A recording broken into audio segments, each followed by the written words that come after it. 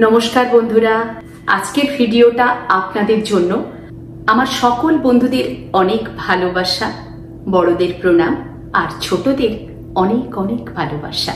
প্রথমে ভেবেছিলাম ভিডিওটা করব না, কিন্তু আমার মনে হলো এই ভিডিওটা যদি আমি না করি না তাহলে আমার বিবেকের কাছে আমি খুব ছোট হয়ে যাব। বেশ কিছুদিন আগে আমার একটা হার্ট রিলেটেড রোগ ধরা পড়েছে। আমার জীবনের বেশ বড় ঘটনা। এটার জন্য শরীরে যে সিমটমস দরকার সেগুলো কিছুই আমার ছিল না। সেই জন্য এই ভিডিওটা করা। কি করে আমি জানতে পারলাম, কেননা আমি তো কিছুই উপলব্ধি করতে পারিনি। ভিডিওটা দেখে আমার মতো যারা আছেন তারা আগে থেকে কিভাবে আমার এই রোগটা ধরা পড়লো, সেটা থেকে কিভাবে আমি আমার জীবনকে সুস্থ সবল তৈরি করলাম, সেটাই এখানে বলা। আর এটা বলতে গিয়ে ছোট্ট কিছু কথা বলতেই হয়। আমি গ্রামের মেয়ে।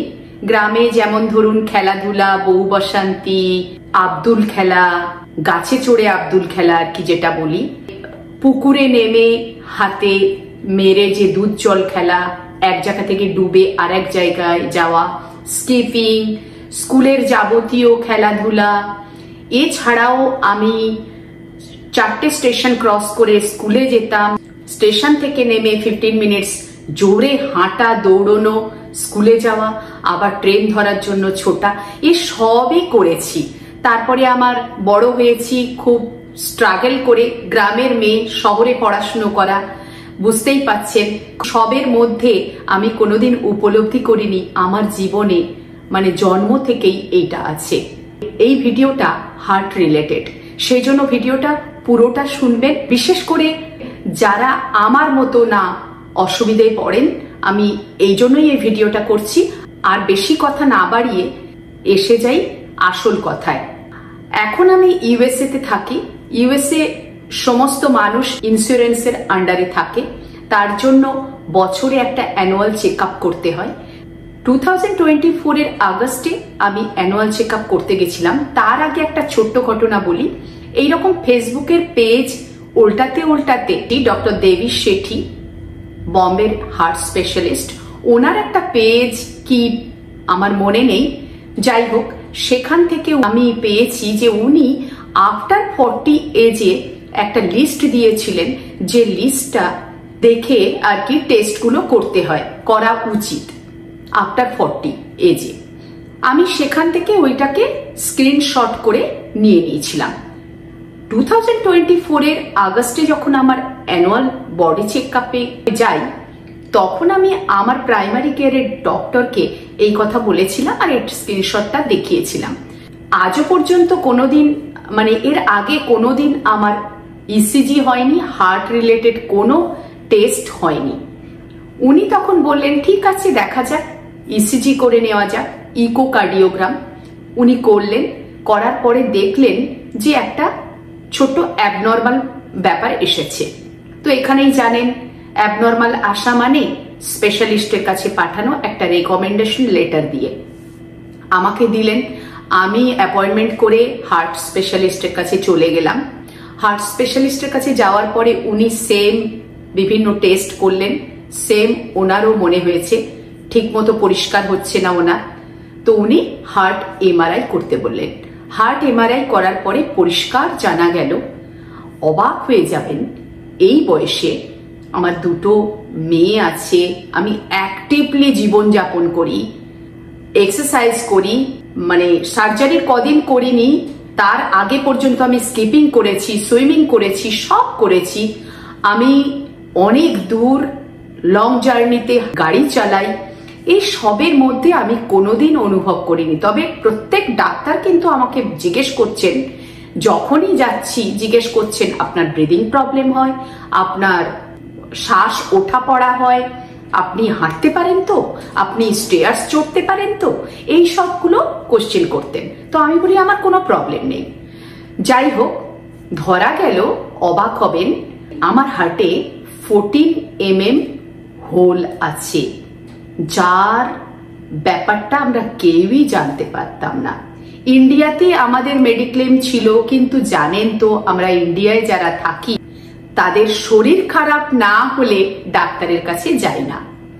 কিন্তু শরীর খারাপ হয়নি, কোনো রকম সিমটমস নেই, যদি এটা ধরা না যেত তাহলে কি অবস্থা হতো।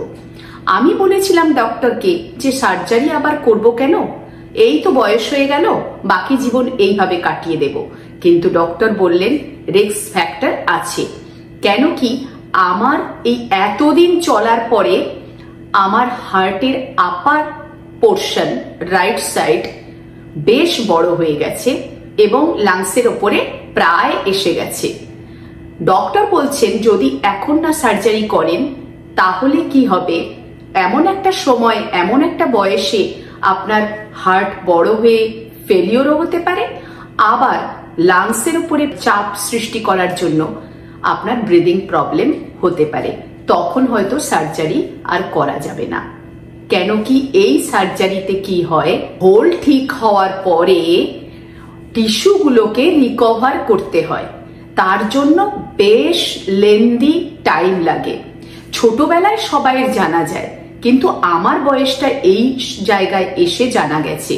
সেই জন্য এর পরে যদি আমি না করি তাহলে হয়তো কোনো সময় হার্ট ফেলিওরও হতে পারে, কোনো সময় বিরাট ব্রিদিং প্রবলেম হতে পারে, অক্সিজেন সিলিন্ডার বাইরে নিয়ে নিয়ে চলতে হতে পারে।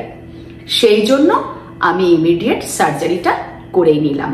আর সেই জন্য আমি সোশ্যাল মিডিয়াতে 1 মাস থেকে 1 মাস 10-15 দিন হয়ে গেছে আসতে পারিনি, কেননা এই লেন্দি প্রসেসটা ছিল। সেই জন্য আমি দুঃখিত। আমার যারা কাছের বন্ধুরা তারা ভেতরে ভেতরে মেসেজ, ভেতরে ভেতরে ফোন, এত উদ্গ্রীব ছিল, আমি ভাবতে পারিনি এত লোক আমাকে মেসেজ করেছে, ফোন করেছে। হ্যাঁ, আমি আপ্লুত, সত্যি আপ্লুত। কিছুদিন বন্ধ করার পরে দেখতে পারলাম যে কত বন্ধু আমাকে ভালোবাসে। এই ভালোবাসাটা মনের মণিকোঠায় রেখে দিলাম আর কি। যাই হোক, অনেকটা ভিডিও বড় হয়ে গেছে, কিন্তু আমার এখনই কোনো প্রবলেম নেই।